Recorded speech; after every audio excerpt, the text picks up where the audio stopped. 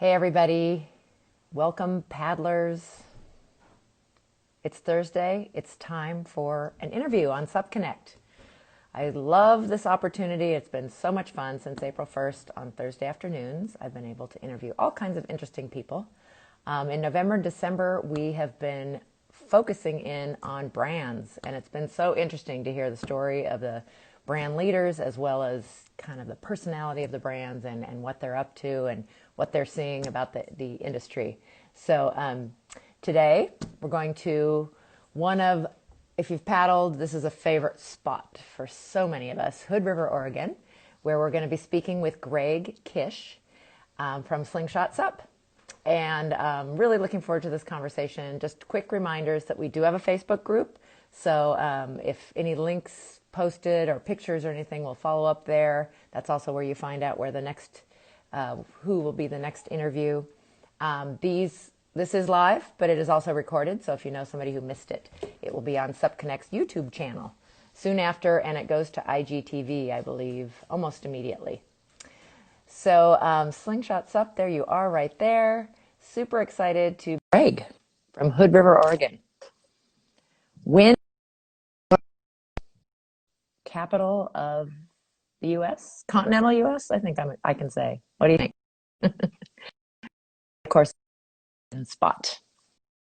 Waiting for SLINGSHOT SUP.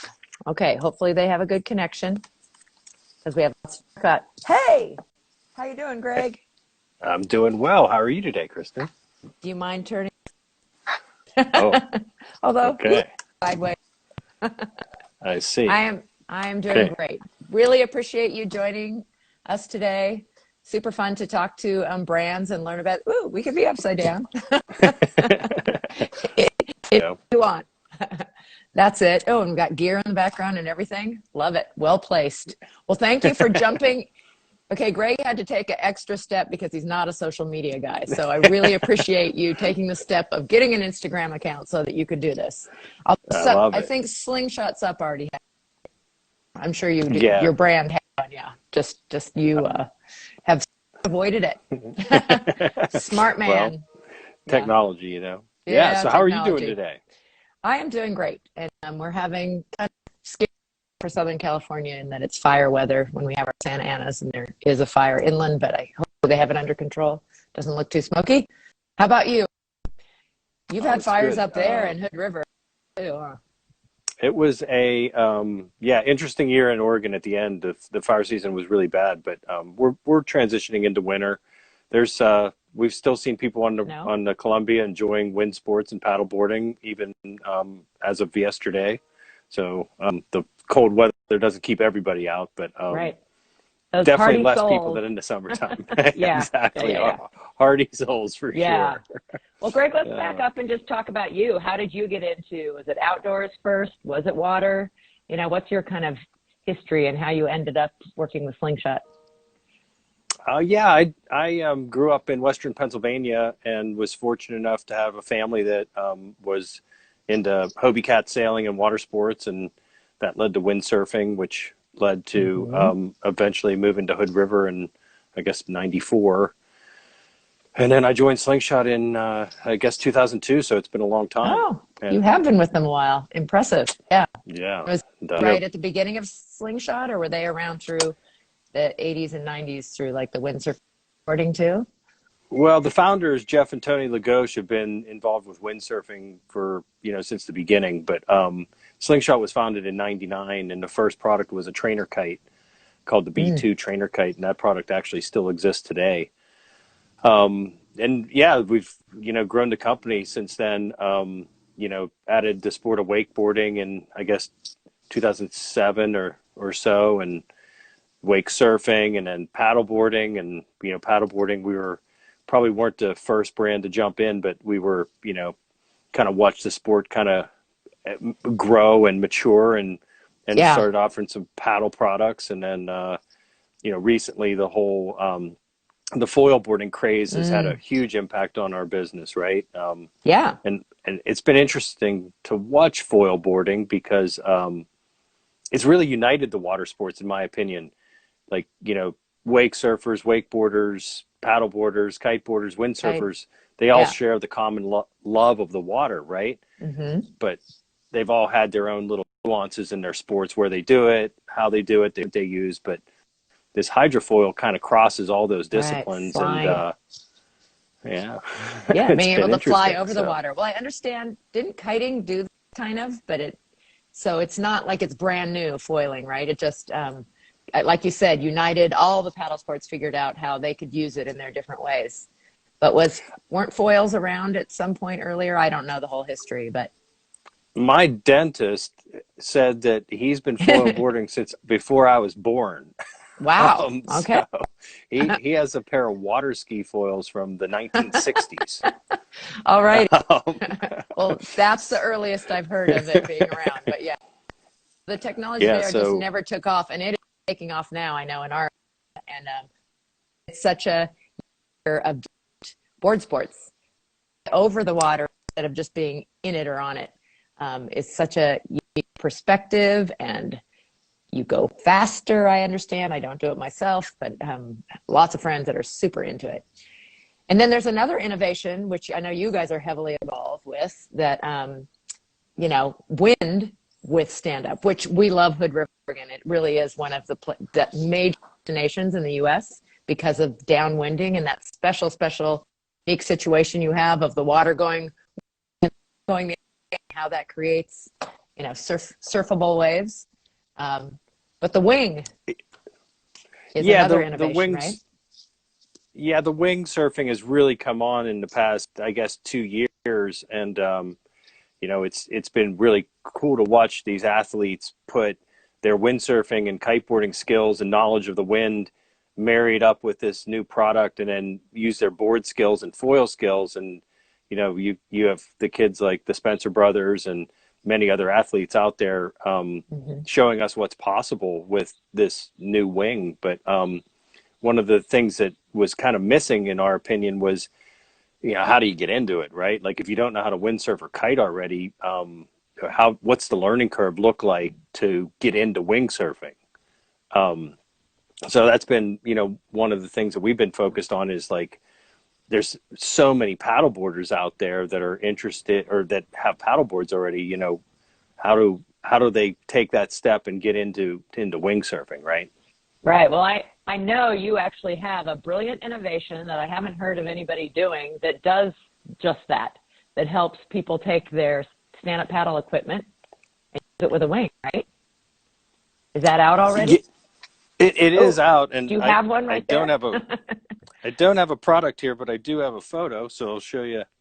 So I think you can see that, right? Cool. So that's the SUP winder, and it's basically a stick-on centerboard that comes in two pieces, right? So you have a part that glues to your board, and then you have a part that is your centerboard. So that's what it looks like when it's installed. It And goes right onto the center of an yeah. existing paddleboard, and then that allows you to go wing surfing on a paddleboard out of foil. So a cool little $99 product out there to convert your existing SUP board into an entry level wing surf. And maybe just to explain that briefly, so that goes in those who windsurfed or kited that don't know what a center briefly explain. It's not a fin. It's not in the same place as the fin you might have. Or fin. Correct. The center board, it goes in kind of under the center of the paddleboard, in front of the fin, probably I think 70 or 60 inches or so in front of it, and it gives you what's called lateral resistance. So it keeps you from being blown downwind, and it allows you to turn and steer the board, and use the wind to power yourself across the water. So it's like longboard windsurfing was in the late 70s, early 80s. But instead of having a windsurfing sail, you have this new wing technology. And now all the paddleboarders out there, instead of cursing the wind when it comes up and starts blowing 10 to 15 miles an hour, now you can have a way to convert your old SUP board into a entry-level wing surfing board, and enjoy the wind, instead of being bummed that the wind showed up and ruined your paddle session. Love that. What a great and creative way to innovate. I love sometimes the simplest things are what really change, because that changes perspective, because I thought of it as kind of this, something that goes with foiling, and nothing against foiling, the plan to try that. But I was really interested in the wing as someone who recreationally windsurfed, and perfect for someone like me, because I have stand-up boards. I'm interested in and new ways to harness it. Downwinding is fun, but it's very specific and unique. You know, somebody to pick you up and drop you off, and you know, it works well in Hood River, Oregon, not always in California. We don't have consistent winds. We have winds that can be, you know, taken advantage of with something like a wing. So I am super excited to try it now, and now I have a way to get full-on new equipment all the way around. Just get a hold of one of those wings. Well, and I think that you know, paddleboarders out there will really enjoy it, because if you've got a nice little breeze on the lake, and it doesn't really have to be that windy, once you harness that wind, you'll go faster than you've ever been able to paddle on your paddleboard before. So when you feel the power of the wind in action for the first time, and feel the thrill of being pulled across the water, it's very exciting. And I think that for the fitness people out there, you know, one of the cool things about paddleboarding is it's so diverse. You know, you have your race, your surf, your yoga, your fitness, your fishing, your recreational use. Like, paddleboarding is so broad in terms of the interest, that this is just another way to enjoy your paddleboard, right? And when you're holding that wing up, you're going to get a core exercise. You're going to get, you know, a certain fitness in your arms and everything, plus your coordination of balance and everything. So I think that it'll appeal to a pretty broad audience in the SUP world, even though the SUP kind of has its different niches, if you know what I mean. Yeah, it absolutely does. Speaking of niches, do you consider SLINGSHOT? Do they have the full array of boards on a certain area? Obviously, and of the wing and the specialty that's inexpensive. Turn your SUP board into a board you can use the wind for. But what are other kinds of boards, and what's coming out for SLINGSHOT in 2021? You know, SLINGSHOT, we have recreational boards. We saw the market, I guess, I don't know how many years ago it was, 3 or 4 years ago, maybe longer, but it kind of got too technical. Like there were a lot of brands out there pushing, you know, a very large line of product with various dimensions. This one's this long with this width, with this volume, and this made for this racer or this person. And it kind of got, especially talking with consumers, they just wanted a board to go paddleboard on. Yeah. They didn't know how long it needed to be, how wide it needed to be, or the dimensions. And, you know, sales reps often get caught in that trap of getting real techie, and people got confused, I think. And you know, we thinned our line down dramatically, and our most successful product has been our crossbreed inflatable board. It's a 11-foot by 34-inch, you know, 6-inch board that meets the needs of 90% of the paddlers out there. And instead of doing dimensional conversations, we did color conversations. So the crossbreed comes with 4 colors, and it's a great board. It comes with a paddle, a backpack, the pump, a quick release FCS 9-inch fin.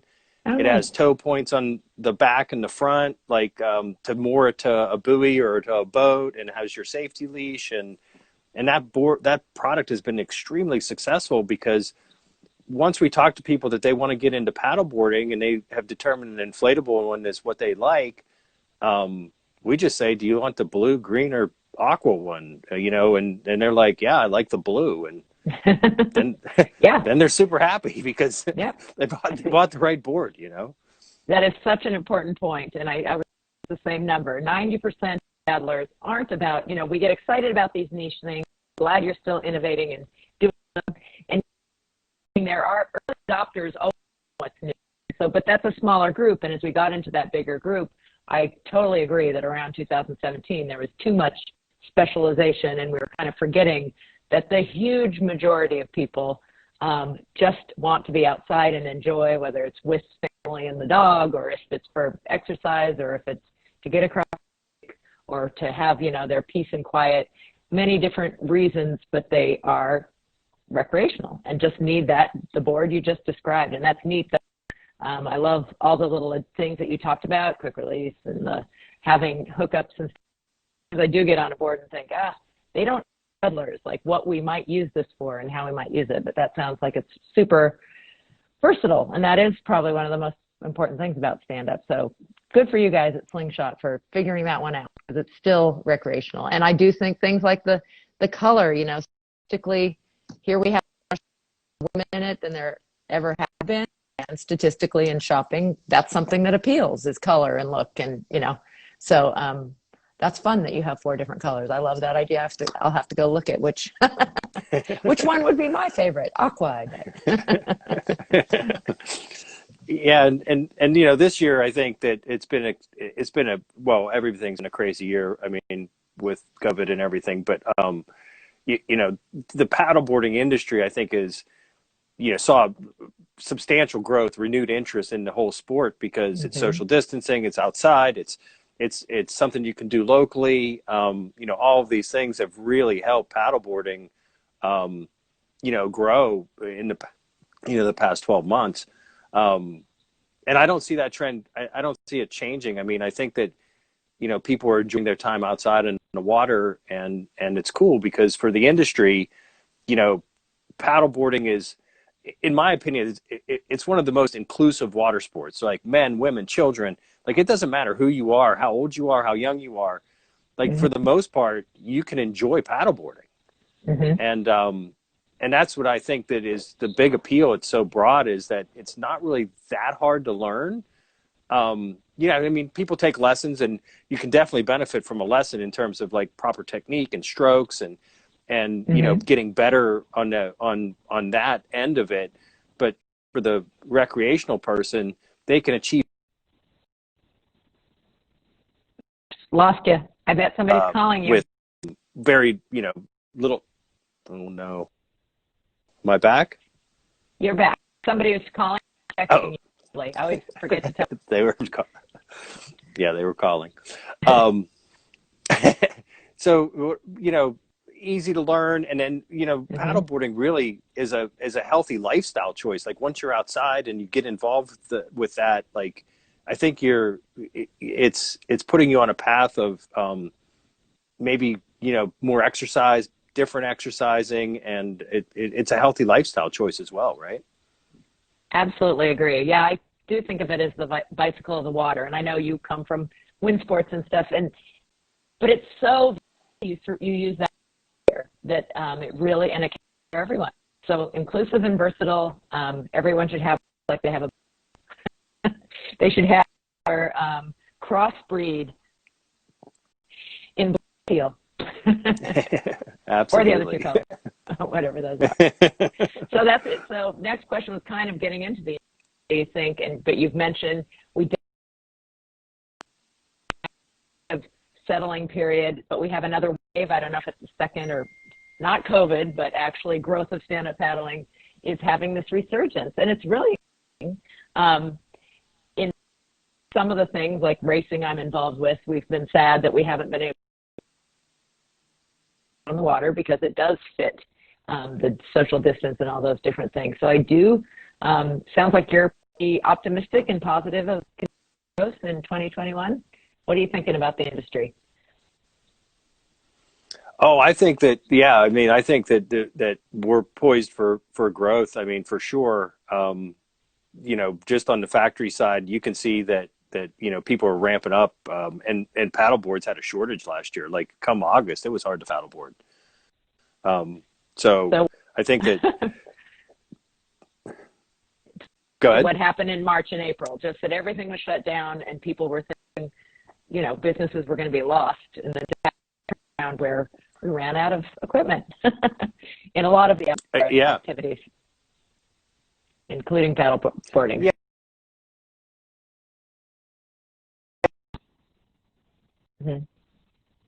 A lot of that stuff that was they saw a huge demand surge as well. So I think paddleboarding benefited from that from that is a benefit, right? Yeah, bicycles, camping equipment. Yeah, the getting out. All of it. Exciting that we have more, North Americans with a more active lifestyle. I assume it happened in other parts of the world too. Yeah. So you're in the Pacific Northwest, which has lots of exciting water. Is that kind of a hub of your growth, or where are the regions where you see that you sell into the most or see the most growth? The Northwest is super strong. And then I think, Southeast Florida, that area is also really good. And then I think the Great Lakes region has a strong paddleboard community. Texas is kind of its own beast as well. But I would say top would be Northwest, Southeast, and Great Lakes region for us right now. Yeah, yeah. I love those that seem to appreciate the time where the lake isn't iced over so much more, wherever that is in the world. I think sometimes those of us get a little lazy, take for granted that we get to paddle so easily 12 months of the year. So yeah, I think it's great that right. there is so much water in the Great Lakes area, and so many of those states, Michigan, Minnesota, and all, have bajillions of lakes to paddle on. So fun, and rivers, all kinds of things. When you go to the Grand Rapids area, that whole area of Michigan has such a strong board sports community, whether it's kiteboarding, windsurfing, wakeboarding, wake surfing, cable parks, paddleboarding. Like that whole region is just like, it's amazing how passionate all those people are about water sports in that area. And I think that's probably true in the Chicago area as well. But like in the Grand Rapids area, I've spent a lot of time there for various reasons, and I'm always impressed by the community there. Yeah. One of our listeners is asking about Europe. Do you guys sell into Europe at all, or you? We do, but I would say our European distribution on paddleboards isn't as strong as the U.S. at this point. I think that there's a lot of competition in Europe from other brands as well. That's true. There's a lot of brands that originate there and such. Yeah. Any spots that are like super active in stand-up or either growing or have been the hot spots in Europe? I don't. Most of my sales and marketing is focused on North and South America. We have a different person or team that does the European distribution. Yeah. But, I know it's pretty popular in, all the major countries, especially when you get into South, like France and everything, and Spain. So, I'm sure it's just as big in that area. And historically, Europe has always had a much stronger wind sports community than U.S. Yeah, windsurfing stayed really strong, didn't it, when it had a bit of a slump here? And even kiteboarding, and the Europeans, they love their water sports. I mean, I think Germany has over 50 cable parks for wakeboarding just in Germany alone. Wow. And, yeah, it's amazing. So, the Europeans, they have a little more time. They're very passionate about wind sports and water sports in general. So I would imagine the SUP winder and the wing surfing and all these things are going to grow exponentially over there as well. Yeah, that's exciting. And I bet you're right. From what I see just on social media and such, big growth there. So retailers, and I don't know if you're more online or more in stores. I assume since you had a really strong presence already in the wind world that a lot of your retailers sell wind, but especially this weird year, did you talk to some retailers that got innovative in some way in terms of how to sell during COVID? Just in general, what's a retailer for you look like?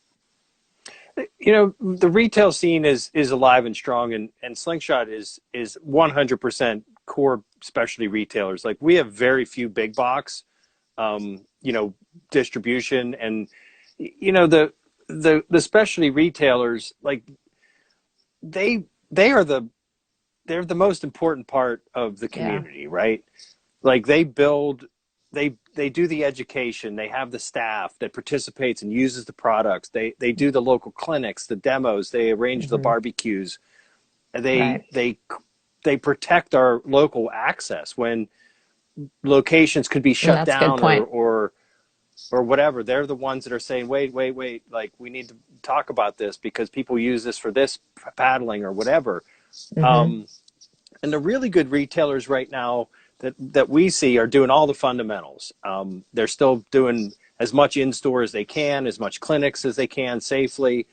But the online content creation is really separating some good online retailers, Mm-hmm. and they're doing their own content with like how-tos, like how to take apart your paddle, how to service your SUP valve, or whatever, like the the conversation can be, right? If there's a need, Yeah. they're doing like a little how-to video, and it Yeah. doesn't have to be professionally made, it just has to be educational, right? Mm-hmm.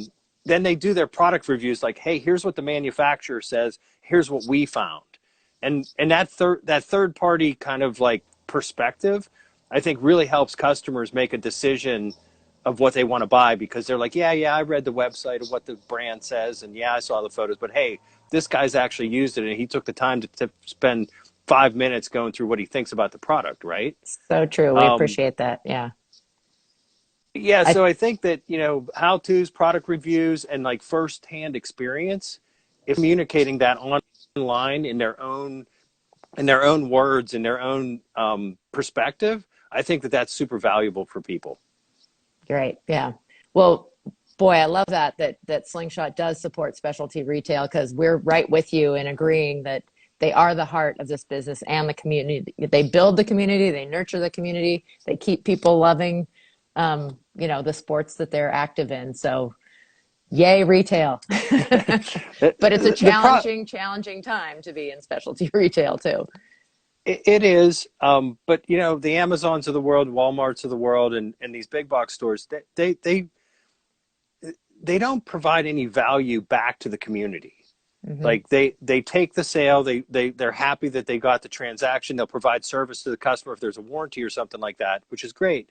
But they don't really do anything to build the community. And that, that's one thing, like with the like the SUP window, the schools out there, like whether you're an instructor, a personal instructor, or you're doing yoga, or you're doing whatever, or if you're doing a rental operation, or you're still teaching paddleboarding, like basics, like there's a huge opportunity for education on people that want to try to learn to harness the wind.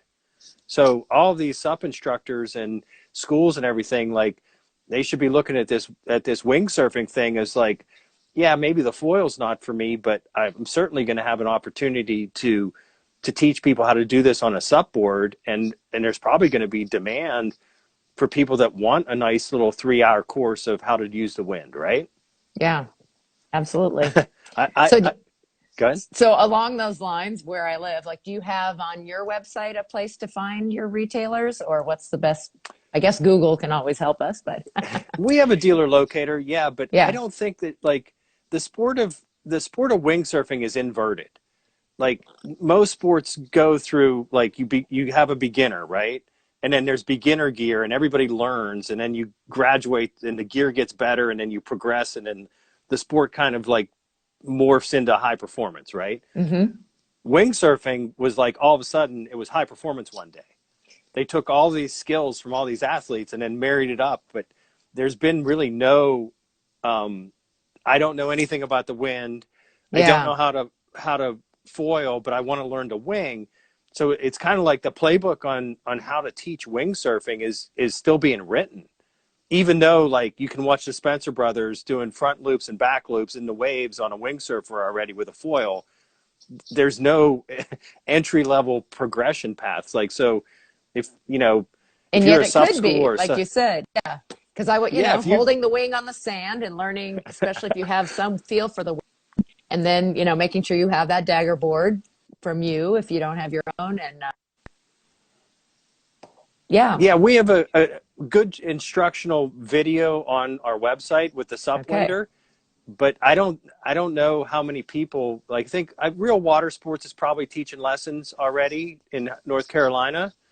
Um, there's probably some other schools out there that are starting to teach, and I know the guys in Maui are teaching, um, but it's far from being that you can find a entry level wingsurfing lesson on a paddleboard yet. And I think about all those SUP yoga instructors and SUP instructors out there that are still getting people excited about paddleboarding. And I think that there's a huge opportunity for them to bring this into their business Yeah. and meet a new future consumer need here, Add that to their quiver of tools of things that they need. So, Absolutely. you definitely have talked about one of your big directions is definitely the swing and the additional innovative dagger board that can be attached separately. Any other big goals going forward for Slingshot and in growth and taking advantage of this opportunity of all these new people that are on the water? And around here, we've seen a lot who did go through that big box.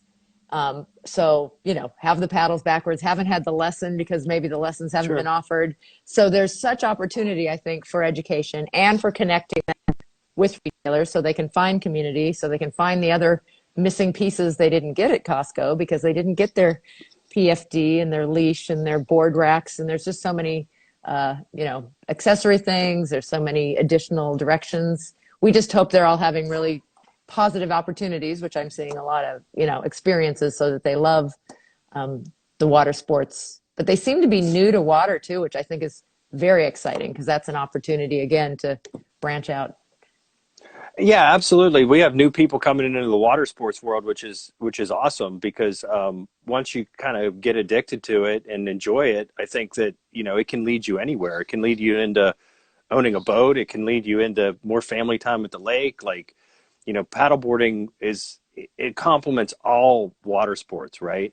Mm-hmm. So I'd say, yeah, main objective is education on SUP Winder, getting schools kind of excited about teaching people because we see the demand coming for people that want Mm-hmm.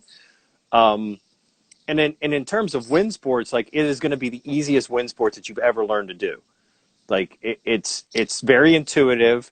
It's easy to get back upwind because you can just prone paddle back upwind rather than just being blown downwind and kind of stuck. Yeah. It's a great opportunity for group lessons in a school setting. But we want to continue to service our recreational paddleboarder as well, who has no interest in the wind and is just like, I just love paddleboarding. So we're going to continue to make great products for them. But I think that the main focus for right now is to try to deliver. I mean, we're working really hard on our supply side to make sure that come March and April we have supply and can actually take orders beyond what our dealers have given us on pre-books Yeah. to meet demand for this category this summer, because I think that's going to be one of the biggest things. Like the coronavirus has changed the world. On the supply side, the demand side, like the whole Yeah. thing, right? It's not Mm-hmm. just one thing. It's all interconnected. Yeah, and that's in the whole balance. You've mentioned different challenges and opportunities. Definitely, I've heard about the whole supply chain and what's happening in Asia and getting, or wherever you manufacture and getting things and shipping. And there's just so many pieces to that are have many businesses challenged in different ways. So, but great opportunities there too. And it's great that you're, planning and thinking about that and moving forward. Exciting. It's very exciting. Yeah, and loved learning about Slingshot. So percentage, like how your breakdown is, your recreational, you said, is probably your biggest category. Do you have some other kind of types of boards? Yeah, like so boards to paddles, we're 90% boards and paddles. Like we Hmm. sell some paddles, but like we're not known as a, you know, innovative paddle company, right? Like our paddles are functional, they're great, they're durable, they meet the Hmm. needs, and we have a few different models from, an all carbon paddle to a three-piece, adjustable paddle, right? And then, hard boards to inflatables, it's the same. Like we're 90% inflatable with, probably 10% composites. And I think that, it's been interesting. Like when inflatables first came out, like at the very start, they were 4 inches thick. They didn't really work that well. They kind of, you stood in the middle and they kind of bananaed out, and it wasn't really a great user experience, right? So there were a lot of inflatable boards sold at first, and the user experience was kind of extremely poor. Um, so then hard boards, I think, composite boards came into flavor because you're like, well, if you want a real paddle board, you got to get a composite board because you're just paddling on that thing that doesn't even go straight and it's a banana in the water, right? Well, at some point along the way here, the inflatable boards got really good. Hmm. You Yeah. know, and they're 6 inches thick, the drop ship stitching, like the whole thing. They hold 18, 20 psi. You know, a lot of people like we do consumer boat shows and stuff. They'll look at that board and they say that's inflated with air. Like Yeah. they don't even They know. can't Like tell. Yeah. and But you we know, have seen a change definitely over the last decade. And then one of the influences on hardboards here is that I'm in surf culture and they just couldn't get their head wrapped around. I think kayak right. canoe, if you come from that or when you know a little bit about the inflatable thing, but that was just not even a thought, in the surf culture because there isn't that in the It surf just world. didn't compute. Like, why would I Yes. use an inflatable thing for Right. surfing? Like, it just doesn't make any sense, right? Um, but from a durability standpoint, transportation, storage, not having to yell on the kids when they're jumping up and down on the beach on it, like or having the dog run over it. Like, there's a ton of reasons why an inflatable meets a lot of people's needs way better than a composite board, Yeah, right? absolutely. Um, and I think that product has really matured a um, into a place where it's like, wow, like this is a great product, right? And the prices have come down. Like, Mhm. I think our crossbreed is 690 or 799 with a paddle, so it's not Right. a crazy price, right? Um, Especially so I for a still think quality that product. Yeah. inflatables, yeah, it's going to be inflatables are going to continue to grow, and I think that if you're a surfer, if you're a racer, if you're a high performance paddler, you're going to absolutely need a composite board. Like, Hmm. that need is never going to go away, right? Um, but the growth of the sport, I think, is going to be that recreational segment with paddleboarding. So I don't see our mix changing much. And Hmm. there's so many custom shapers out there doing such a great job on the surf end and the race end that it's really hard to compete with that as a production company. You know what I mean? Yeah. Yeah. But you don't need to, as you said. I mean, it's nice that you have your niche, that your both your history and like the personality of your brand, and that the niches are pretty small. So you've got that wind one, you've got some innovative stuff going in that direction. Slingshot Wing says, "Yeah, Kish," That's or is that Wyatt Miller. yay? That's Wyatt Miller Yay! down in La Ventana. Oh, He's living the dream. I If, love if you're that. looking for, if, you, That's if where you're Hood River people are in the winter, huh? yeah, if you're looking for a good vacation this winter, you got to go to Pro Windsurf La Ventana, and he'll get you winging, windsurfing, paddleboarding, but he won't let you kite. No kites allowed at Pro Windsurf La Oh, Ventana. really? You know, Was he ever a kiter? No. he can barely handle pumping up the wing. He's like, it's too close to kiting.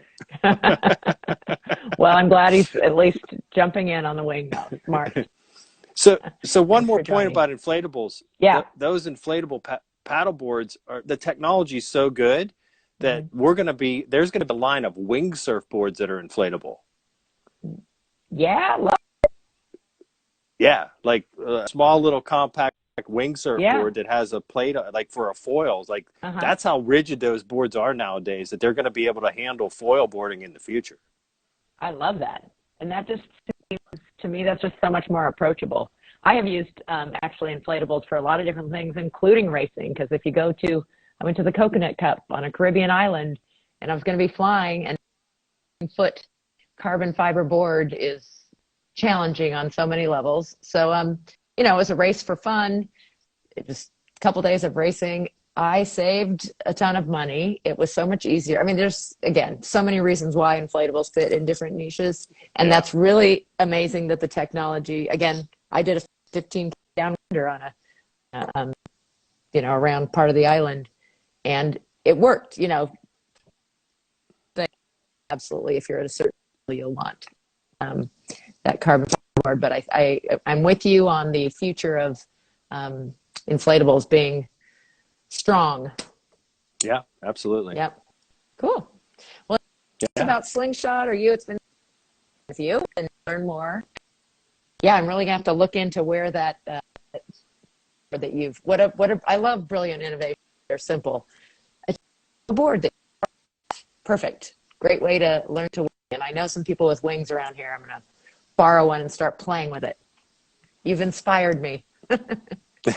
Well, that's great. I think that I think you're going to see a lot of people trying it this summer, and I think that it's going to be something that brings a new little activity to any local lake or waterway. You know, that's the other nice thing about the wing is that with kiteboarding, you need this specific beach to launch at. With the windsurfer, the same way you need wind, but with this wing, you can kind of just paddle on out to the wind, and you can do it in a lake or wherever. It's not going to be so launch specific dependent. It's going to be way more broad in terms of where you can use these things. Love that. Yeah. So great about slingshot and about the surf winging. Or do we call it winging? Is it a verb? It's a great question. Yeah. I call it wingsurfing, and Wing, I think sup that's winging. where a lot of sup winging, but yeah, you don't need to be scared of it, and you don't need a foil to do it. For $99, you can buy a SUP winder, convert your old board into a new toy, and go out and learn something new, and have a lot of fun in a condition that's not so much fun to paddleboard. So like, if you love paddleboarding and you show up at the lake and it's calm, go paddleboarding. If you show up at the lake and it's blowing 15 miles an hour, pull out the wing and go have fun, right? There you go. Love it. Okay.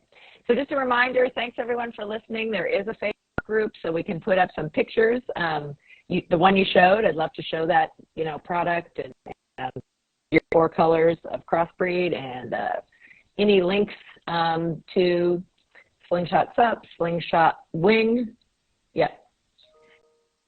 Anything else like that, your website and stuff, we'll post there. This is recorded. It'll be up on YouTube, and you can send, anybody who didn't, any friends you guys have out there to listen in and learn slingshot boards. So thanks again. Thank you so much, Kristen. You have a great day, okay? You too. Thank you.